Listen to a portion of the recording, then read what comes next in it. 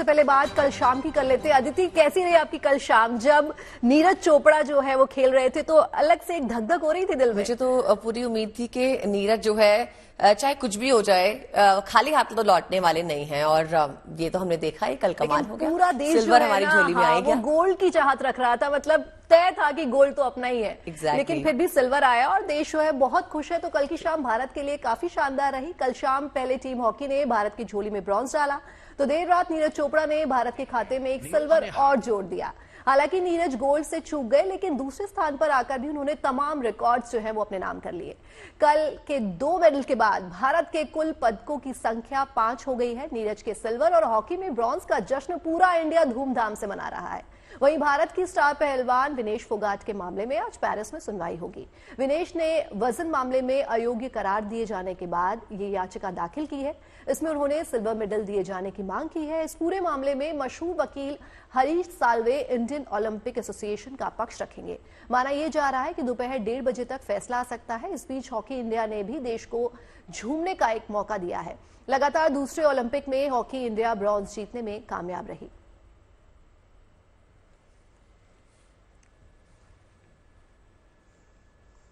और javelin throw की बात करें तो नीरज चोपड़ा ने अपना व्यक्तित्व शानदार रूप से प्रदर्शित किया और सिल्वर मेडल जीतकर देश का दिल जीत लिया। ओलंपिक के मैदान पे देर रात चला मुकाबला बेहद रोमांचक रहा। पेरिस ओलंपिक में ये भारत का 5वां पदक है।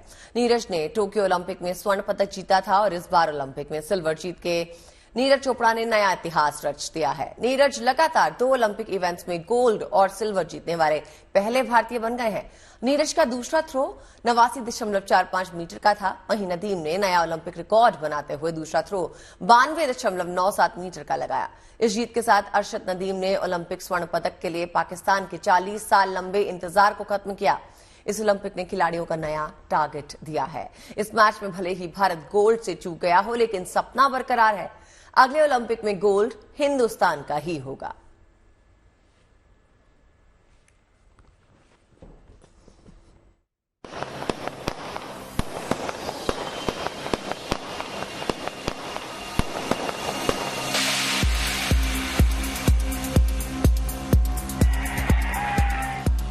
ये पल खास है। ये करोड़ों हिंदुस्तानियों के लिए गर्व का लम्हा है। पेरिस से आई गुड न्यूज। देश को नीरज ने दिलाया सिल्वर मेडल। पेरिस ओलंपिक में सिल्वर मेडल जीतकर नीरज चोपड़ा ने देश का मान बढ़ाया है। हालांकि गोल्ड से चूकने की टीस है, लेकिन सिल्वर जीतना भी बड़ी उपलब्धि है। नीरज ने सही मायनों में इतिहास रचा है। पहले टोक्यो ओलंपिक में गोल्ड और अब पेरिस ओलंपिक में सिल्वर मेडल। नीरज एक गोल्ड और एक सिल्वर जीतने वाले पहले भारतीय एथलीट हैं। नहीं, अब तो बड़े खुश हैं जी। सिल्वर आ रहा है, गोल्ड भी। मैं भी बच्चे मेहनत करके जा रहे थे, जो सा गोल्ड आ रहा है, हम तो सब उसी में खुश है। Neeraj Chopra did all us proud and we were very happy. We all are very happy. We all are very proud to him. Neeraj ने अपने दूसरे प्रयास में 89.45 मीटर का थ्रो फेंका। ये इस सीजन में नीरज का सबसे बेस्ट थ्रो रहा। पेरिस ओलंपिक 2024 में मेंस जेवलिन थ्रो का गोल्ड मेडल पाकिस्तान के अरशद नदीम ने जीता। अरशद नदीम ने अपने दूसरे थ्रो में 92.97 मीटर जेवलिन फेंककर ओलंपिक का नया रिकॉर्ड भी बनाया। उन्होंने नॉर्वे के एंड्रियास थॉरकिल्डसेन का रिकॉर्ड तोड़ा। एंड्रियास ने ये रिकॉर्ड 23 अगस्त 2008 को बीजिंग ओलंपिक में 90.57 मीटर दूर भाला फेंककर बनाया था। इस ओलंपिक से पहले नीरज को फिटनेस की दिक्कतों का भी सामना करना पड़ा था। इसके बावजूद उन्होंने जी जान लगाए रखी और देश की झोली में सिल्वर मेडल डालकर हर हिंदुस्तानी का सीना गर्व से चौड़ा कर दिया। पेरिस से राहुल रावत, पानीपत से साजिया और अमित भारद्वाज के साथ गुड न्यूज टुडे।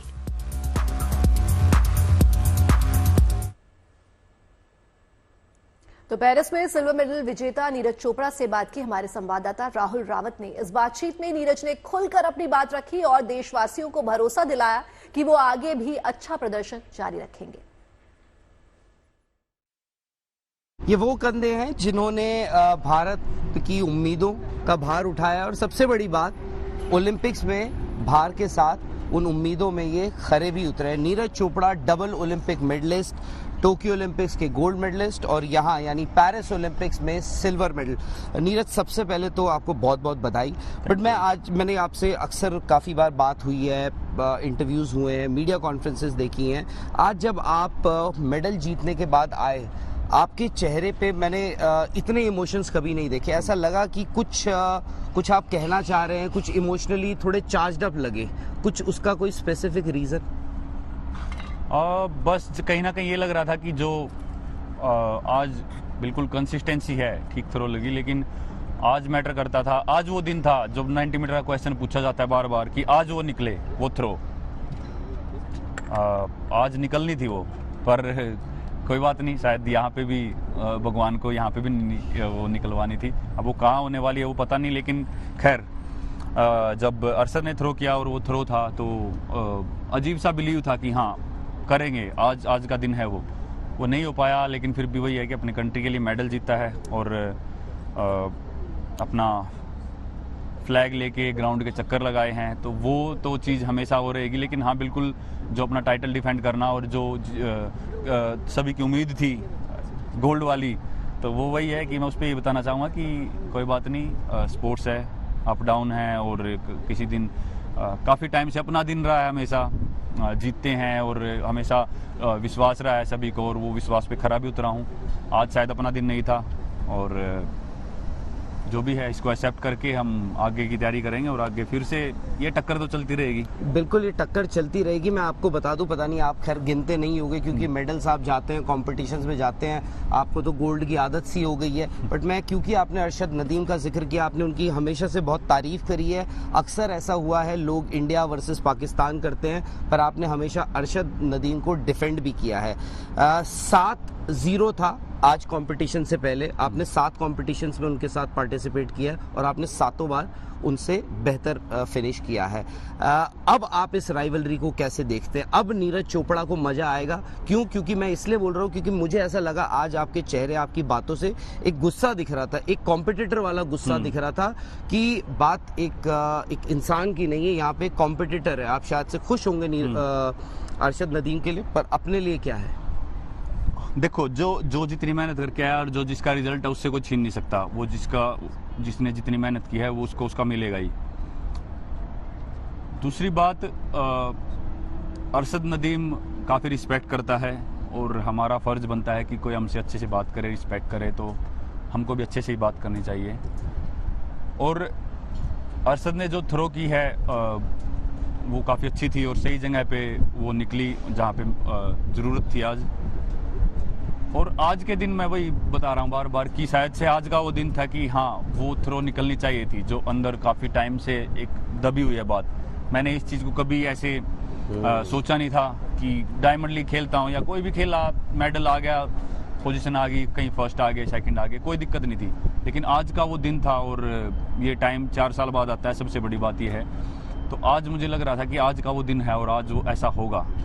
तो आज का शायद अपना वो दिन नहीं था और वो चीज़ मैं वही देखता हूँ कि हाँ बिल्कुल, जब अरशद के साथ काफ़ी पहले से भी कंपटीशन होते रहे हैं और आज फाइनली जाके ऐसा हुआ है कि अरशद ने अच्छी थ्रो लगाई और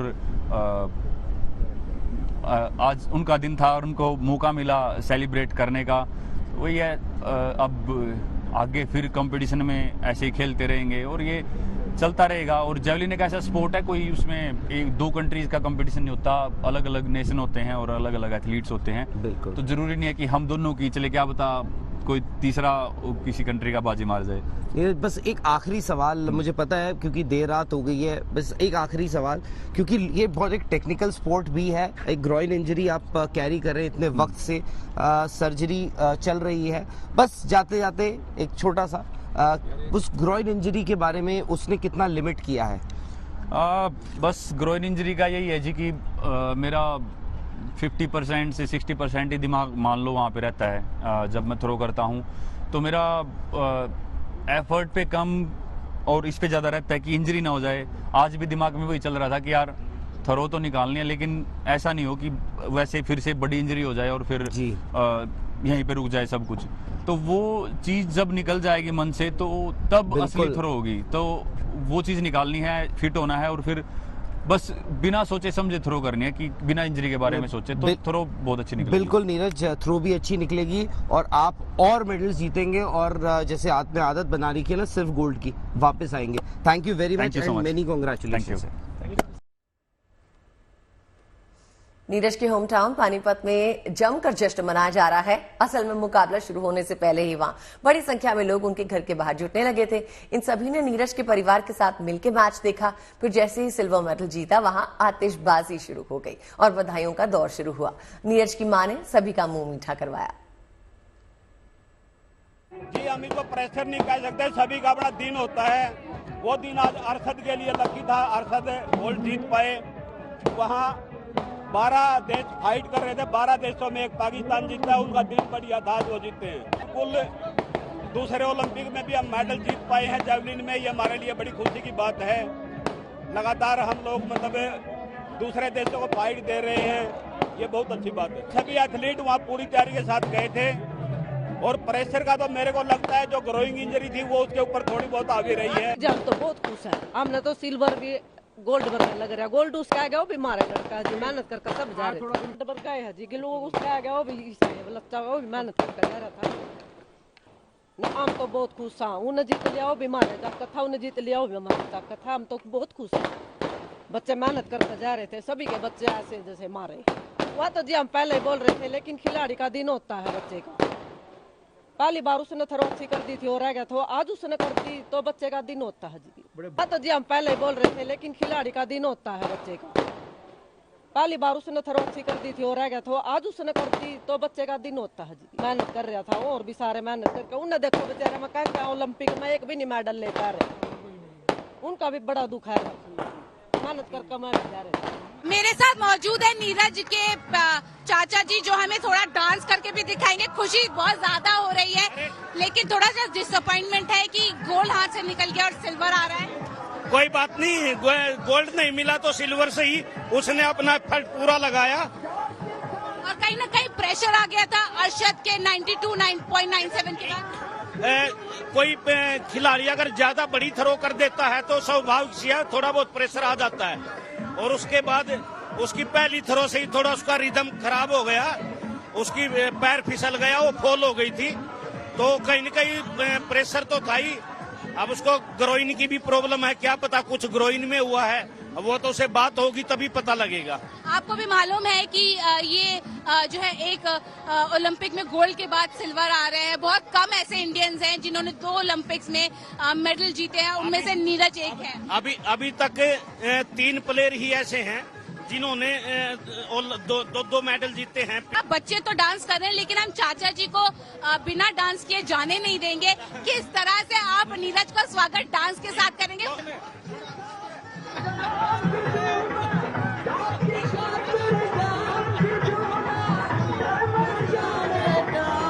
तो आप देख सकते हैं कि किस तरह से नीरज की फैमिली भी, उनके चाचा भी खुशी में झूम उठे हैं नीरज के सिल्वर मेडल के साथ।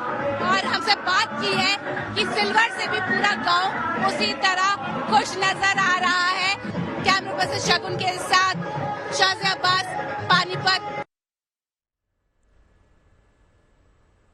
तो पेरिस में जब नीरज चोपड़ा का मुकाबला चल रहा था, वहां भी बड़ी संख्या में भारतीय मौजूद थे। ये सभी नीरज चोपड़ा को चीयर करने के लिए वहां पहुंचे थे। वहां पहुंचे लोगों ने इतनी बड़ी खुशी देने के लिए नीरज चोपड़ा को धन्यवाद किया। बहुत बहुत खुशी हो रही है। नीरज ने बहुत मेहनत करी है, पूरे इंडिया को प्राउड फील कराया। We are so happy. थोड़ा दुख है, बट नीरज ने बहुत मेहनत करी है, उसमें कोई शक नहीं है, तो राय नहीं है। सभी all are very proud of him. He gave his best. Congratulations Neeraj. First of all again congratulations to India and congratulations to Pakistan as well. उन्होंने अच्छा खेला, वी हैव टू एक्सेप्ट। उन्होंने 2 बार 90 क्रॉस किया जो हम नहीं कर पाए। Guy who won us, like, he did a better throw. That's it. Neeraj did his best actually. So we are very happy. एक मेडल देखने के लिए आया था एंड मजा आ गया and we are very extremely happy. बहुत खुशी है, बहुत खुशी। बड़ा मजा आया देख के। I mean, Nadeem played really well, but Neeraj did great, you know, like he did we are his. very proud of him. we are Actually, he won gold before, and now it's a silver. We are very, very proud of him, and Team India and all Indians are very proud of him. Neeraj Chopra ने हमारा दिन बना दिया और हमारे Paris का success हो गया आना ओलंपिक में। हम चाहते थे कि नीरज चोपड़ा कुछ ना कुछ गोल्ड मेडल जीते, लेकिन सिल्वर भी ठीक है। उसने अपना बेस्ट दिया, हम बहुत खुश हैं और इंडिया के लिए हम बहुत खुश हैं। नहीं, मैं बहुत खुश हूँ, बहुत खुश। एटलीस्ट कुछ तो हुआ ना। हम हमेशा अच्छाई के लिए सोचते हैं, लेकिन जो हो जाता है वो बहुत अच्छाई के लिए होता है। So wish him all the best in his career. भारतीय हॉकी टीम ने पेरिस ओलंपिक में ब्रॉन्ज मेडल जीत के इतिहास रच दिया है। भारतीय टीम ने ब्रॉन्ज मेडल मैच में स्पेन को 2-1 से हराया। हॉकी में भारत का ये चौथा ओलंपिक ब्रॉन्ज मेडल है। इसके अलावा देश ने ओलंपिक इतिहास में सबसे ज्यादा 8 गोल्ड और 1 सिल्वर मेडल भी जीता है। पिछले यानी टोक्यो ओलंपिक में भी भारत ने ब्रॉन्ज मेडल जीता था। साथ ही भारतीय हॉकी टीम ने ओलंपिक में 52 साल बाद एक इतिहास रच दिया है, जिसके बाद पेरिस से लेकर हिंदुस्तान तक जश्न का ही माहौल है।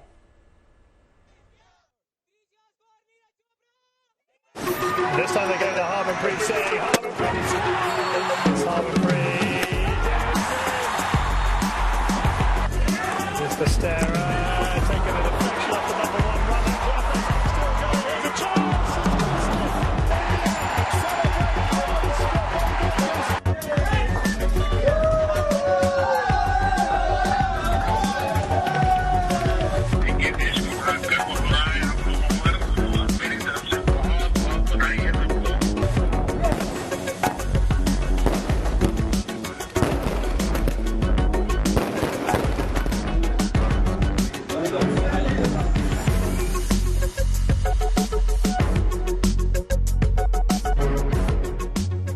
देश में खुशी छाई। भारतीय हॉकी टीम ब्रॉन्ज ले आई। ये जीत अनमोल है। ये करोड़ों हिंदुस्तानियों के लिए पर्व का क्षण है। ये कभी नहीं भुलाने वाला लम्हा है। इस हॉकी टीम ने कमाल कर दिया। पेरिस ओलंपिक में इतिहास रच दिया। जब जीत ऐसी हो तो फिर जश्न तो बनता है।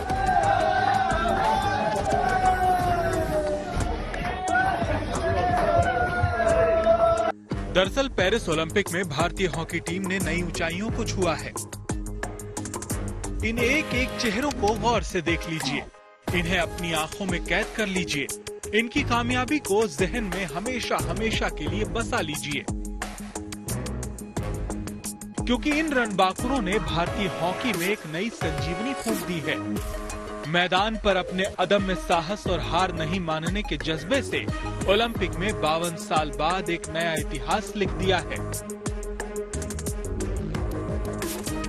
स्पेन को 2-1 से मात देकर भारतीय हॉकी टीम 52 साल बाद ओलंपिक में लगातार 2 मेडल जीतने में कामयाब रही। इससे पहले 1960 से 1972 तक भारत ने हॉकी में लगातार 4 मेडल जीते थे। फिर 1976 ओलंपिक में देश को कोई मेडल नहीं मिला। इसके बाद 1980 में गोल्ड जीता था। जब पल गर्व करने वाला हो, भावुक लम्हे हो, तो फिर मैदान के अंदर और बाहर जश्न का ये अंदाज तो बनता है।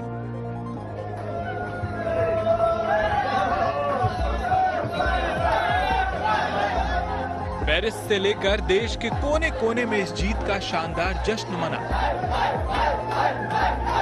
पहले पेरिस से आए इस वीडियो को देखिए। भारतीय खिलाड़ी ब्रॉन्ज मेडल जीतने के बाद ड्रेसिंग रूम में पहुंचकर खूब थिरके।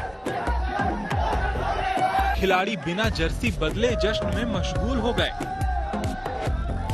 पीआर श्रीजेश ने तो पैर में पैड बांधे खूब डांस किया। तिरंगे के साथ खिलाड़ियों ने जीत का जश्न जमकर मनाया।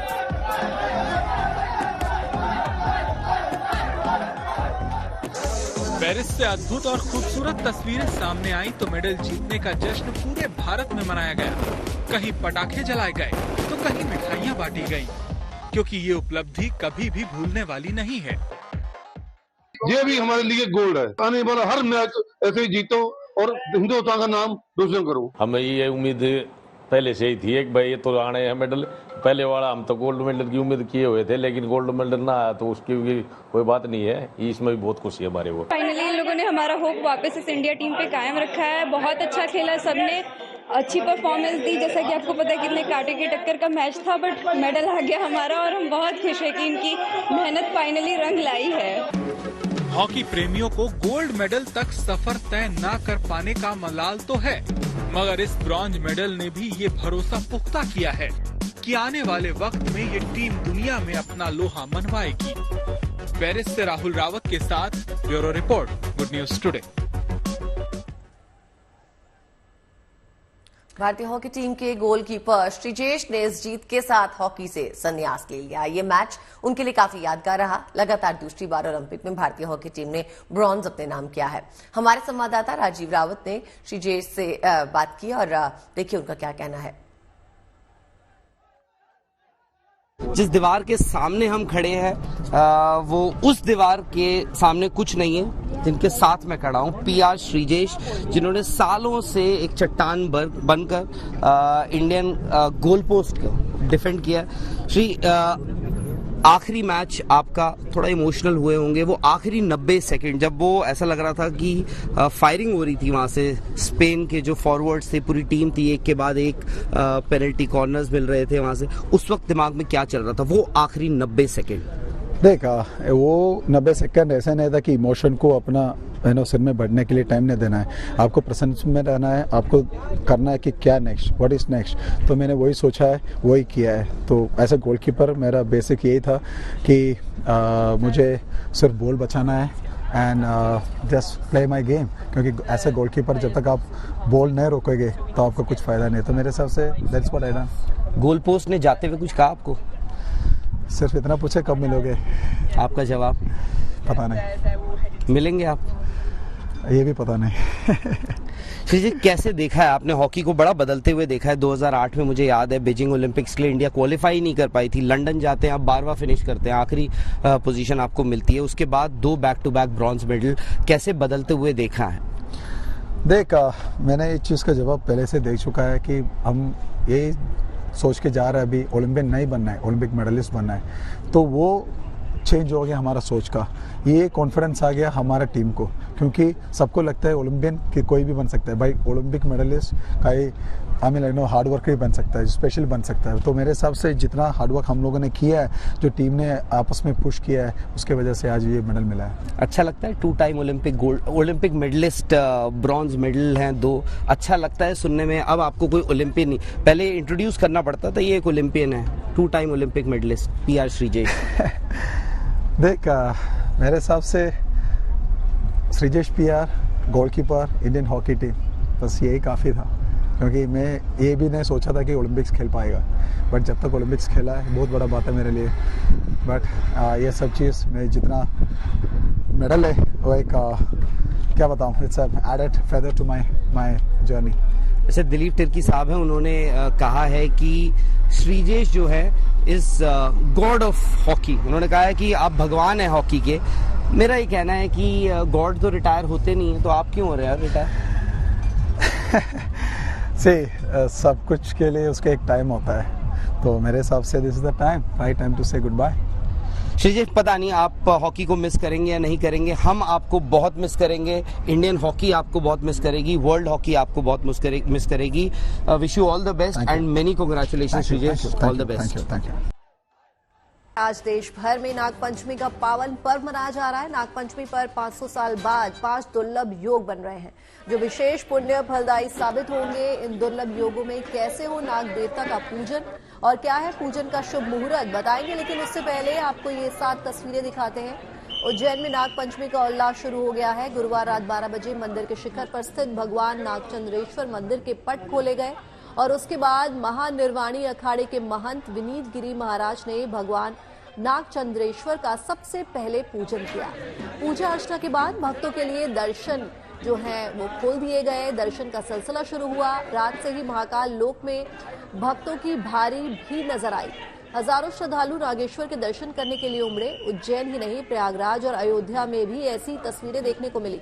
प्रयागराज में नाग देवता की पूजा के लिए सुबह से लोग पहुंच रहे हैं और दूध से नाग देवता का अभिषेक कर रहे हैं।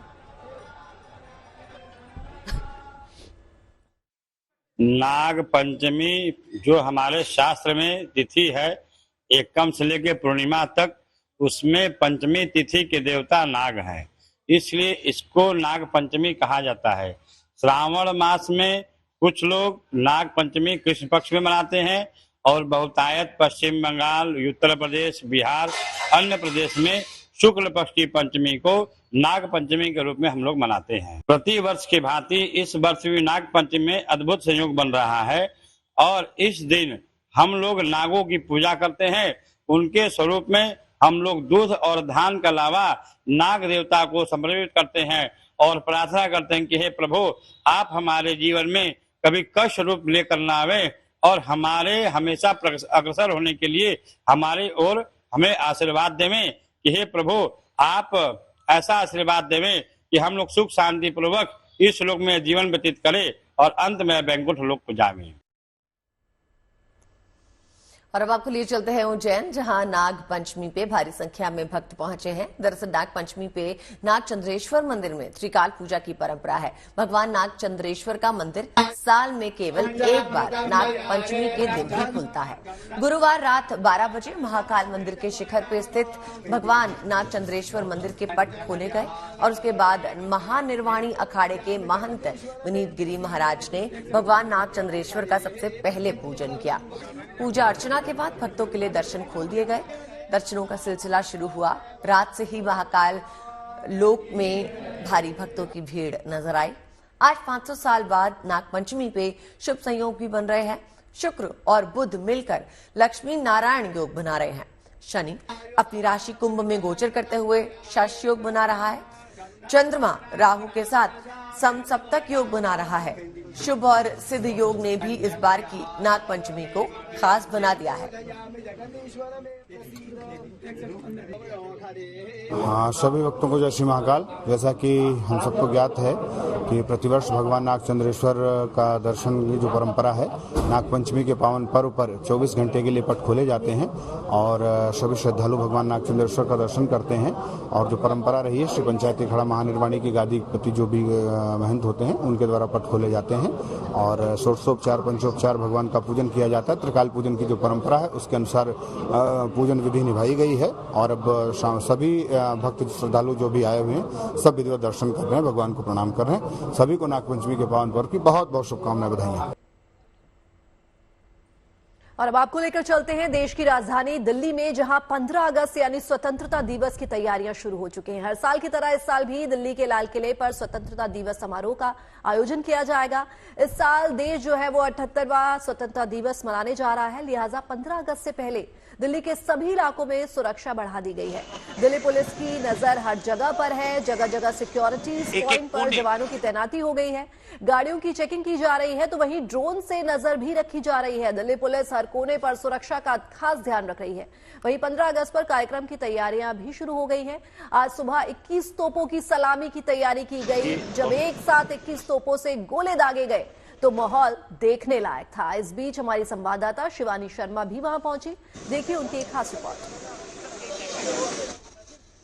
15 अगस्त पर जब लाल किले से भारत का तिरंगा फहराया जाएगा और राष्ट्रगान होगा, तब आत्मनिर्भर भारत की एक और तस्वीर साझा होगी 105 mm लाइट फील्ड गन्स के साथ। जी हां, ये गन्स आत्मनिर्भर होते भारत का एक प्रतीक है और 21 तोपों की सलामी के लिए इस बार इन गन्स को चुना गया है।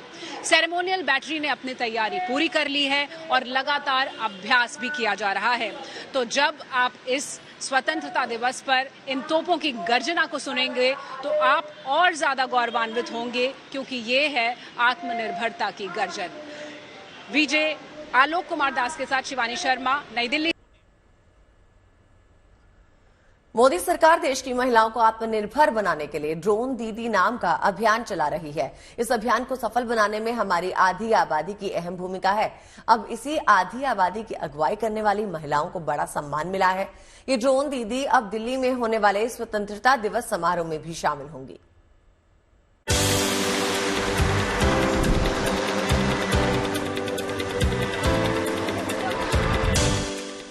ये अमेठी की ड्रोन दीदी हैं। सरकार से मिले इसी ड्रोन की बदौलत वो कामयाबी की नई गाथा लिख रही हैं।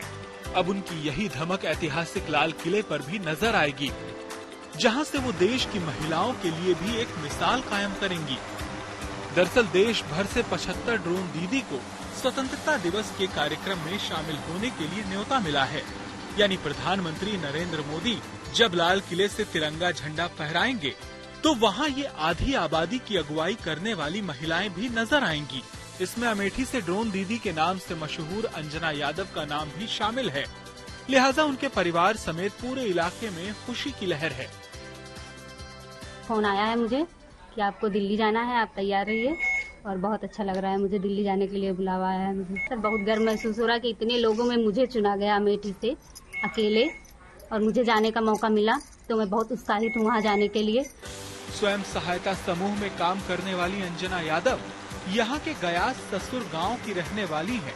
वो न सिर्फ इस ड्रोन को उड़ाकर आमदनी कर रही हैं, बल्कि इलाके की दूसरी महिलाओं को आत्मनिर्भर बनाने की दिशा में भी अहम भूमिका निभा रही हैं। अंजना यादव किसानों की मदद के लिए ड्रोन से खेतों में दवा का छिड़काव भी करती हैं। बहुत फायदा है सर, नाम मिला, पहचान मिली, और सब लोग जानने लगे हैं मुझे ड्रोन दीदी के नाम से, और इनकम भी हो रही है। जाहिर है देश की महिलाओं की यही सोच न सिर्फ उन्हें आत्मनिर्भर बना रही है, बल्कि आत्मनिर्भर भारत अभियान में भी सबसे अहम कड़ी साबित हो रही है। Bureau report, good news today. उम्मीद करते हैं शुभ समाचार के साथ आपके दिन की शुरुआत भी शुभ रही होगी। और बाकी देश और दुनिया के तमाम पॉजिटिव न्यूज के लिए आप बने रहिए गुड न्यूज टुडे पर।